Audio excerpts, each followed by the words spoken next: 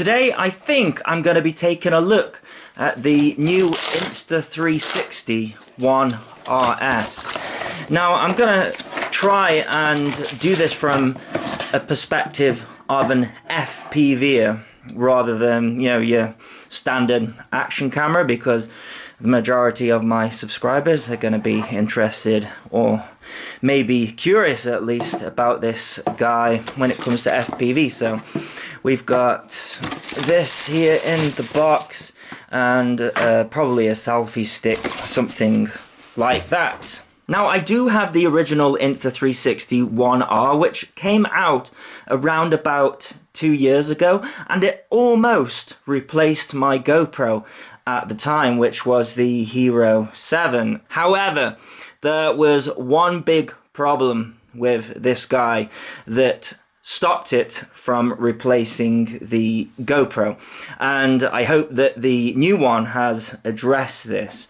So the first one, it came with this 360-degree lens. It's all modular, and when you look at sort of like value for money, I think it's great, because let's just say you want a GoPro, right? You think that GoPro is the best camera.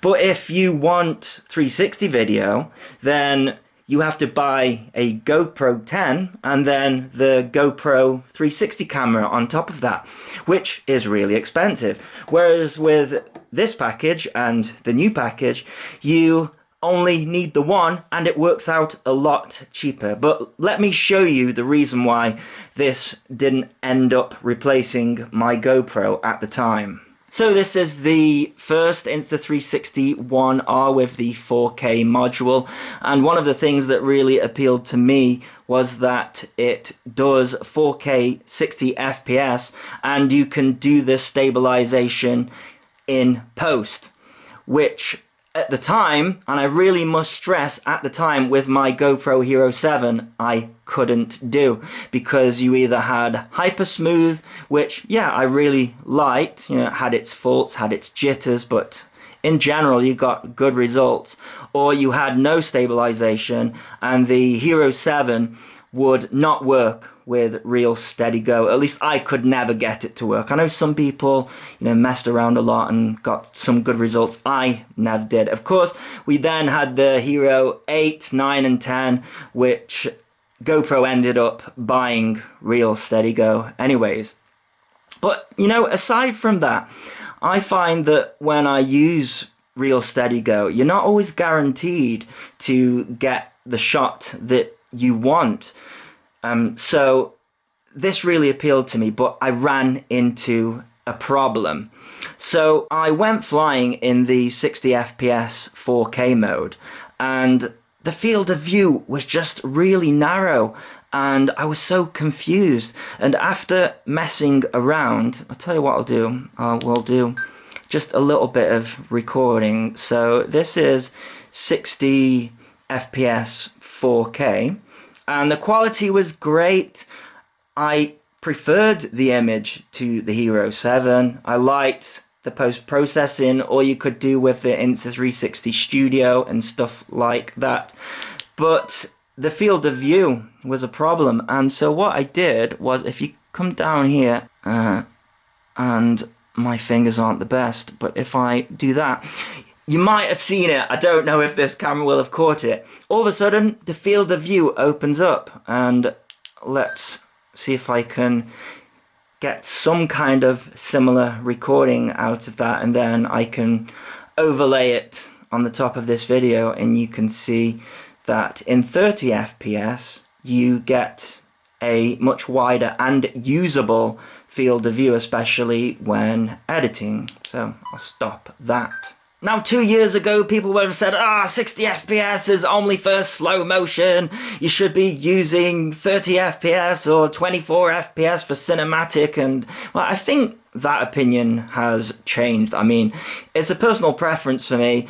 I love 60 FPS. I love how smooth it looks, you know, especially when flying drones, we want smooth footage. It was just my preference. And come on, 60 FPS slow motion, 240 FPS, yes, you can do slow motion, 5000 FPS slow motion. I never agreed with the 60 FPS is only good for slow motion thing. You what, half speed is slow motion? So it then just became a 360 camera, just for the convenience of it having a GoPro mount, and so many of my quads already having a GoPro mount. Now, if you are after just a 360 camera, at the moment, I would say go for the Insta360 One X2, because the lenses are the same. The difference is the profile is a lot thinner. And what I mean by that is what we have here is two 180-degree cameras, and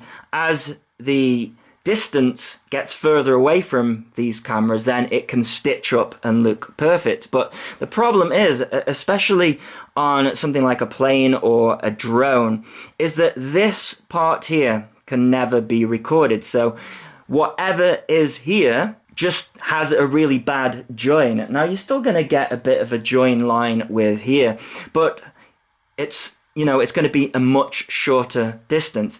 The only problem with this one is, of course, if you smash the lens, it's not replaceable, whereas it is with this. The other problem with this guy is, how do you mount it? This here, we have got the very familiar GoPro style mount, dare I say it, in an Insta360 video. And here we have just got a jack mount, but that's fine, I suppose, on a quadcopter. On a plane, it's going to act more as an air brake. This one is a little bit lighter. The X2 actually has a removable battery and a slightly bigger battery as well. So you can have a bunch of these on the go. I suppose you could argue that you could have a bunch of these so you can swap them over as well. But yeah, that's what I like about the X2 when it comes to 360, as well as, you know, many other things. Now, before we take everything out of the box, I just want to acknowledge something. Insta360 cares about the FPV community, and a certain company that sounds a bit like ProGo definitely does not care about us. This camera is a fine example. This is the Cadex Peanut, but Insta360 worked alongside with Cadex to bring this just amazing camera. In fact, I use this as my main camera now, especially sort of on micros and planes and stuff like that when I want to get cool shots. I've got another video on this camera. I've got many videos on this camera. It's expensive, yes. People say, oh, why has it got a built-in battery? Why has it got this, you know, clumsy thing that you plug into your model? I actually like the fact that it's got a built-in battery. If you just want to charge it and go, maybe this is just specific to me because I get a lot of quadcopters to review. They're not necessarily wired up for a battery, and I can just rely on this. It just works. It's fantastic. Yes, it's expensive. I'd like another one, Cadex, in Insta360, if you are listening. Anyways, yes, Insta360 cares about the FPV community. So let's take a look at what we have got here. Oh, everything is very, yeah, look at that. It's all wrapped up. So this is the new core here, and this is what they are calling the 4K boost mod. It's 48 megapixels, but I think that is just for photos, and when it comes to videos, it just does the 4K 60, but also this 6K mode where it's sort of like a letterbox mode. And then we've got this here. This is it's the same lens as the other 360 lens, but what is great about this is that if you don't want the boost lens, if you don't want this because you already have it, you can just buy the core and the new battery. In fact, you don't even need to buy the battery. If you've got the bigger battery, because they made an even bigger battery than this one, then that works with this too, but it won't fit in the new cage. So yes, we have got, I think, 21% bigger battery, which means that it won't fit in the old cage, which is fine because I found the old cage really, it was a pain. Every time I came to it, I was like, how does this open? I hear this one's better. Let's take a look at it. So inside this box, which actually very tricky to open, we have got the new case here. So take a look at that in a minute. What else have we got? So USB type C, looks like we've got a quick start guide. What's all this? Waterproofing, what to know. Yes, I'm going to ignore all of this. What's included, so that you know that you've got everything. White cloth to wipe away the tears if something goes wrong. Insta360 sticker. This is like a lens cover for the 360 module so that it doesn't get scratched. By the way, the 360 module, I saw some cases where moisture was gathering in there. I've not had that, and I live in a country that gets hot and cold and never had a problem. But you know, if you are thinking just about 360, I've not seen any cases of the X2 having any moisture. If that helps you out in any sort of way. What have we got in here? Okay, so like a GoPro style mount, but with a jack underneath if you need to use one of those. So yeah, you get a lot of stuff in there that's handy. Damn, this thing is, well, it's in the box tight and it's wrapped up tight. This is the bit that everyone waits for, isn't it? I don't know why this is a thing. My dirty finger marks are gonna get all over it. And yeah, why not? Let's take the back one off as well. Where does the SD card go? What does that say? The SD card cover can be pulled out or restrained when using the 1R underwater. Make sure to properly insert and close the SD card. Oh, please don't be the same cover. No, no, no, no, no, no. Don't be held on by a bit of plastic.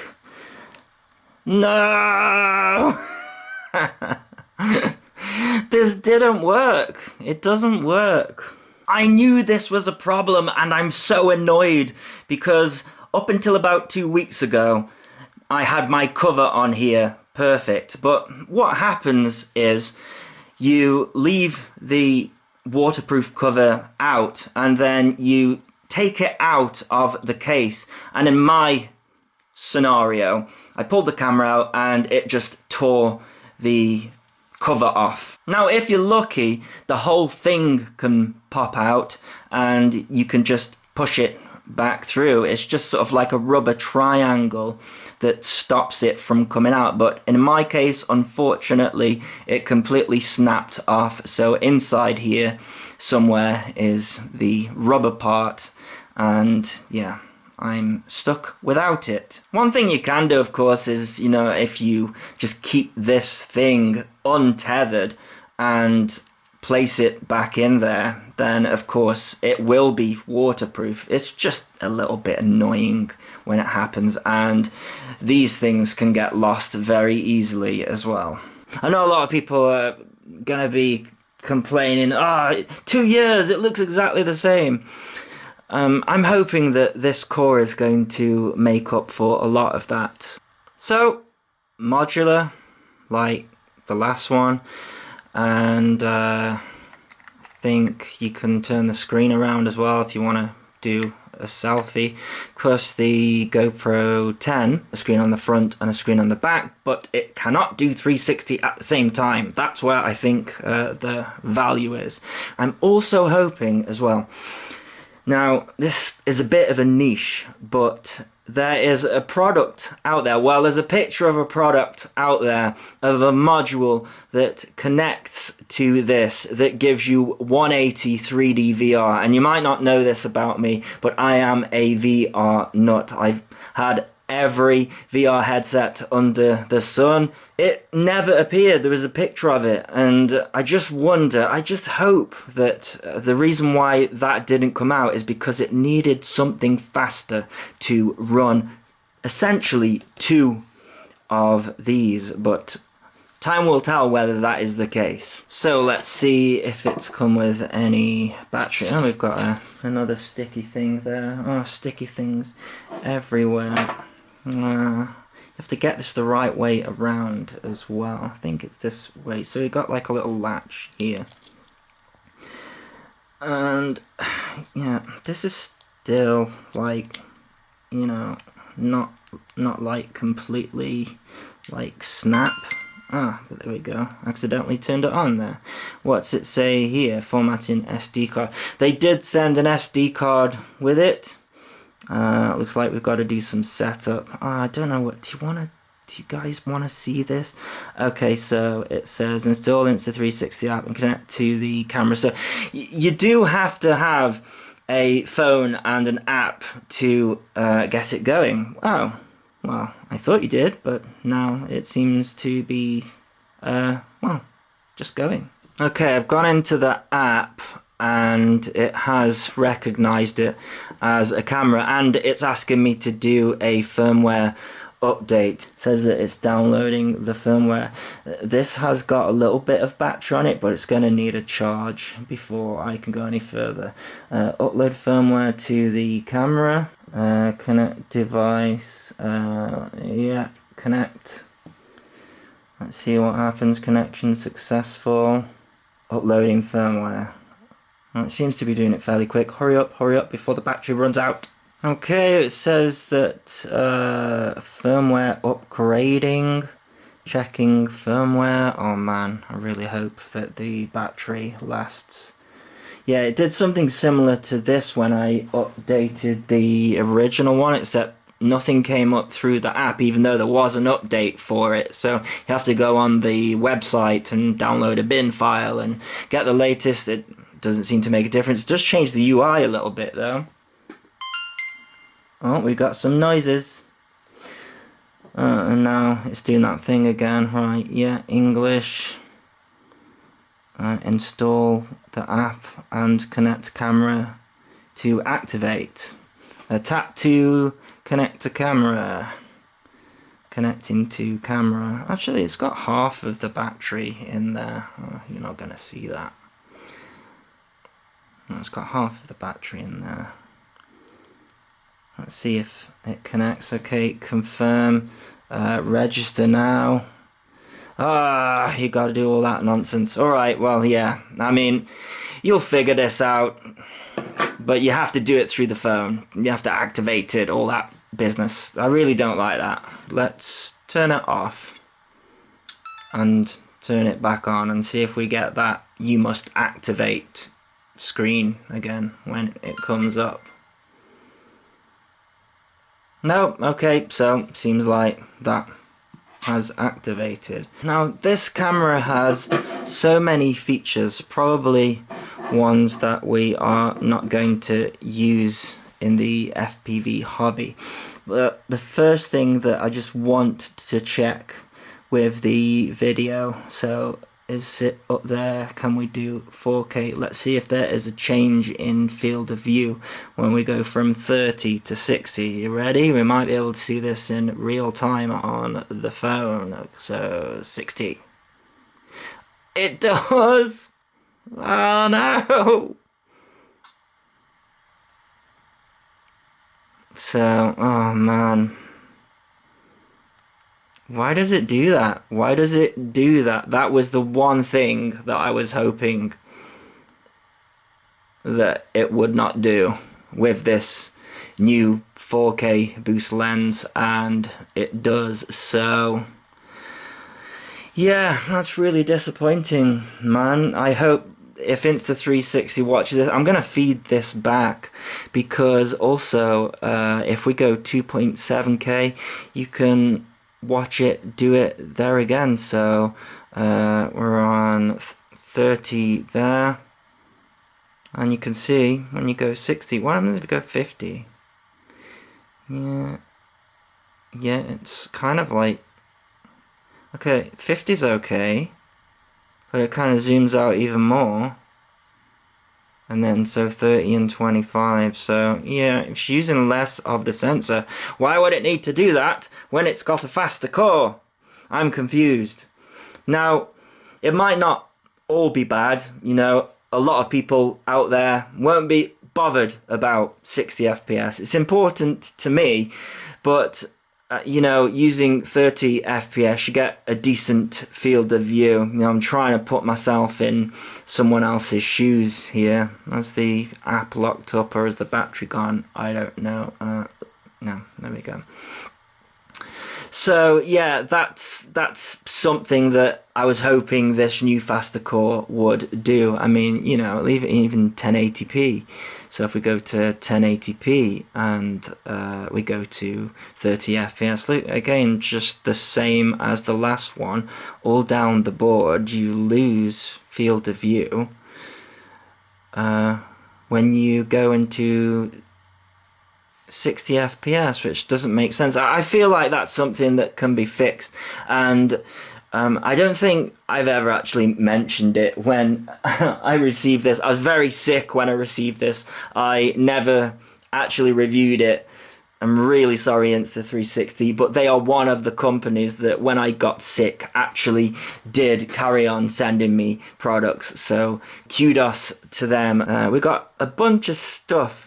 Oh man, there is just so much. It's got something called HDR video, which I'm not sure how that works, because my understanding of HDR is it takes a bunch of photos, in the case of photos, and then it takes them at different exposures and then makes them together so that you don't get, say, like a window blown out. You get detail in there, but apparently it does that. If it does that, why can't we have full field of view, 4K 60 FPS, please, Insta360? I know I said I wouldn't go through all of the settings that aren't relevant to FPV, but there is just so many settings.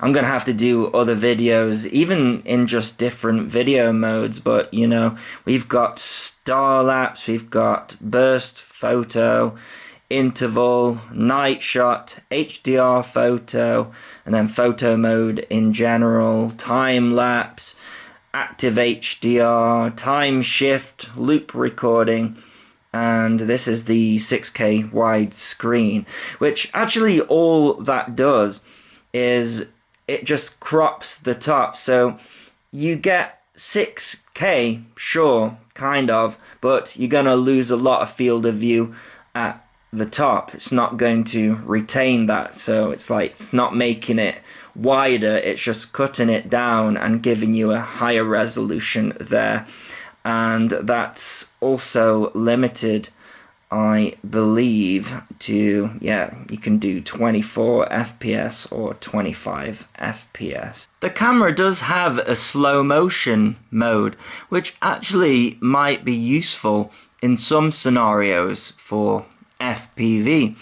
So if we take a look at the settings up here, we have got 2.7K 16:9 at 100 frames per second, so that's actually pretty good. But then with 1080p we can do 120 frames per second or 200, and that is proper slow motion, or at least better than 60 FPS, which is definitely not, in my opinion, slow motion. So that might be something to play with on another occasion, because this video is going to be way too long. Once you have activated the One RS and got into the app, one of the new features of the more powerful core is the fact that it can hard code the FlowState stabilization into the video file itself. So if you don't have a powerful computer, then you don't have to go into the Insta360 Studio 2022 or whatever to do any post stabilization. That does mean though that you are stuck with whatever setting is in there, and I'm sure they didn't mean this to be confusing, but once you get it up and running for the first time, it's in that mode in the app. So if we go into the resolution, we can only do 4K 16:9. There is no 4:3 option. We can't change the field of view. I'm sure it defaults to ultra wide, but there's no linear, there's no narrow. And what we do have though is the color profile, so vivid, standard, and log. I prefer vivid myself. But what you have to do in order to get into the post-processing mode, well, you can do it through the camera. First of all, we need to disconnect the camera from here. And then we need to go into the camera and then press down here. Now you can see that, well, you might be able to see that it's in FlowState mode. If I press that, we've now got post. But what's interesting here is that in post there's no 4K 60 FPS option at all. So that's something that they have done away with. It's a bit of a strange choice, and I did ask Insta360 why they haven't included 60 FPS on the post, because that means that, you know, you can't do anything with the 60 FPS when it comes to the field of view in post processing, but that's what they have gone with. What we can do is, if I go back into FlowState and select 60 FPS, we've got this Q thing here. Oh, this is going to be so difficult for me to get. All right, this is so that you can digitally zoom. We don't need that in FPV, but what we do have up the top here is the option for ultra wide and also wide. So this is where you would change your field of view when it's built into the camera. Obviously you can't change it after the fact, but that's how you would do it. For you camera tinkerers out there, you can change the manual settings. In fact, even in auto mode, you can adjust the exposure value and also the white balance if you want. But I'm going to leave everything in auto, because when you start messing around with the shutter speed and the ISO and locking it all up and the white balance, if you live in a country like I do in the UK where the weather is changing, so it's going light and dark all of the time, when you lock these values, then you are not going to get consistent results. Whereas auto, yeah, it might be a little bit slow to react to those changing lighting conditions, but overall I find that that is the best option for me. But if you've got blue skies all of the time, or maybe overcast all of the time, then you can play around with that. And if you just like messing around with cameras in general, then it's all there for you. You have to remember though, regardless to whether you are in the post-processing mode or the on-board mode where it hard encodes everything, when you start messing around with manual settings, it's hard coded to the post-processing as well as the internal processing. You can't change that. Another reason why I just go for auto.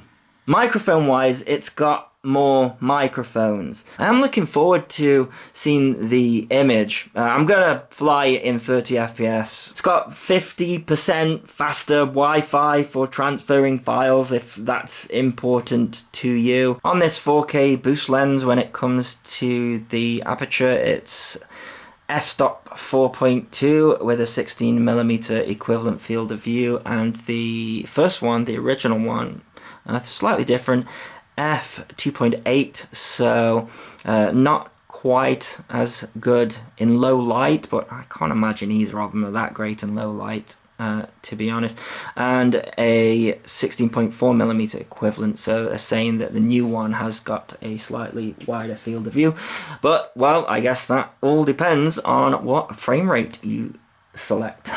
What I do want to see is whether this slightly wider field of view on this 1/2" sensor mod can claw anything back by stating that it's got a wider field of view. So let's record in 4K 60 FPS, and this isn't very scientific, but let's leave that going for just a couple of seconds and then stop it. And then we've got the old one here, and I'm just using my phone to sort of frame it here. One thing I'm noticing straight away is that the newer one is better when it comes to low light. I guess it's just that bigger sensor. Right, let's see how easy this thing is to get into the case, because quite tricky on the last one.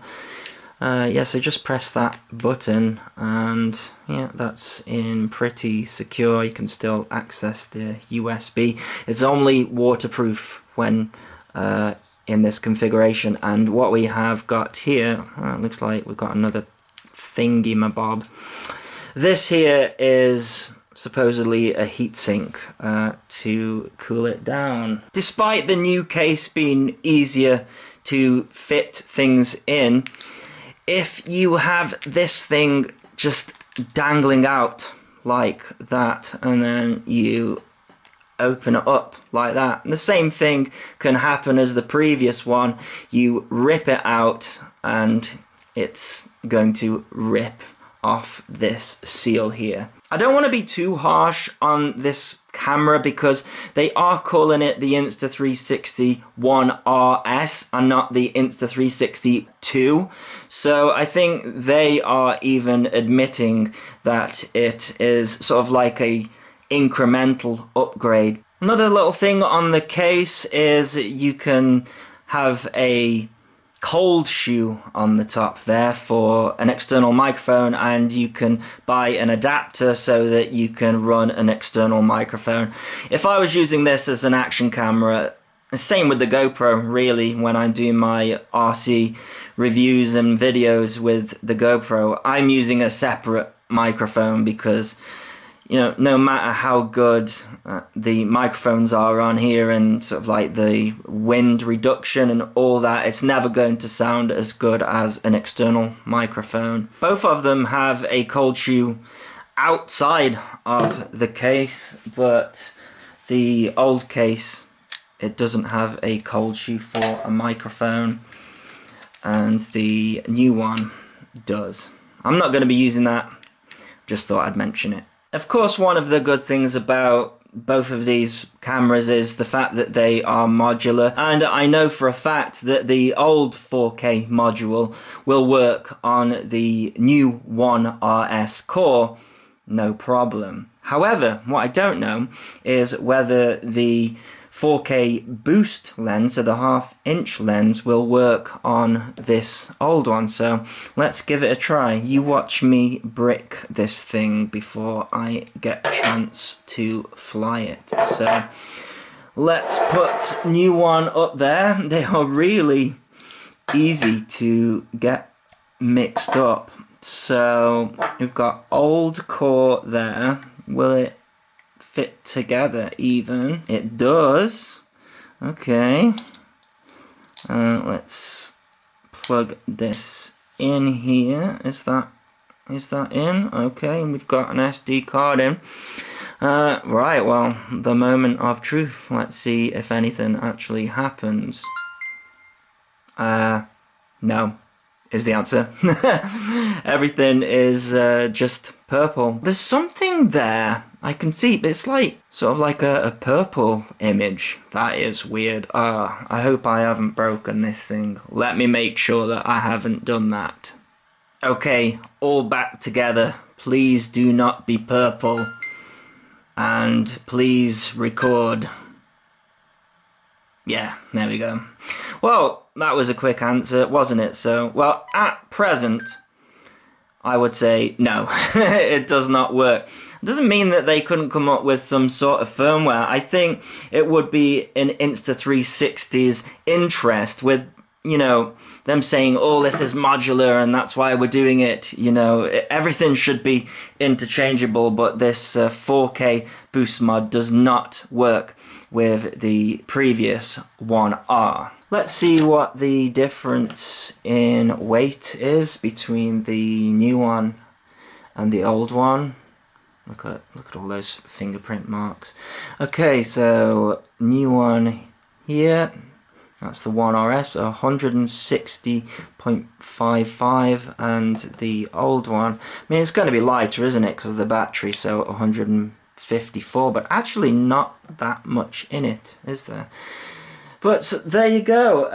Right, let's get this on a model and take it for a fly and see what results we can get.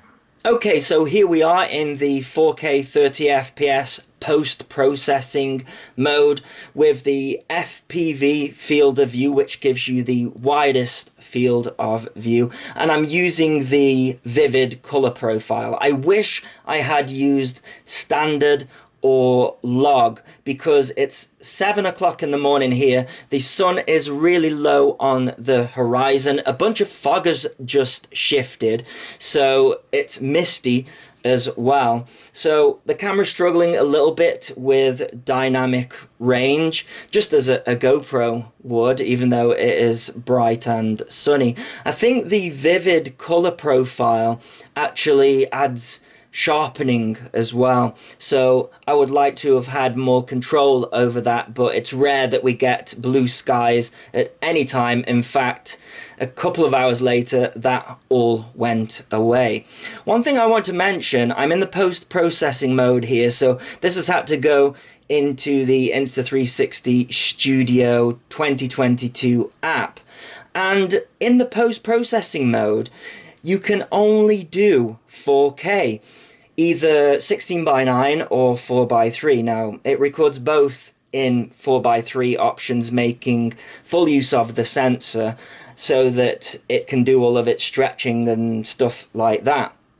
But they've done away with 2.7K and 1080p, so you have to use the hard-coded versions of those resolutions if you want to use them, which means that you can't use the FPV field of view. You can only use ultra-wide. I'm not sure why they have made that choice. Maybe because, you know, this is just, it's not an FPV camera, it just so happens that we can use it as an FPV camera, but that's something that I'd like to see put in there for more options, because it's something that they have taken away. One thing that you can do is there's an option called Color Plus, and I'll switch it on now. That completely boosts the colors. It does help when you are facing directly into the sun because it boosts the brightness and everything, but it's just a little bit too much, especially in this situation as well. Now, you can't hear any audio because, sadly, the new microphone that they have added and the algorithm or whatever, it is not good for FPV. In fact, the older camera, it sounded great for FPV. I'll do another video on that. I'm going to do loads of videos on this because I actually had a ton of fun with the other features. The slow motion feature really surprised me. It is awesome. The 6K widescreen, absolutely fantastic. And I actually managed to get decent footage out of the 4K 60 FPS option, even though it's hard coded. You just have to get the camera angle perfect. But anyways, there is great potential for this camera. I love it. I'm going to be using it for sure. And if you want to buy one or upgrade or whatever, I'll put a link in the video description as well as a pinned comment. And as always, thanks so much for watching. Please continue to subscribe. Cheers.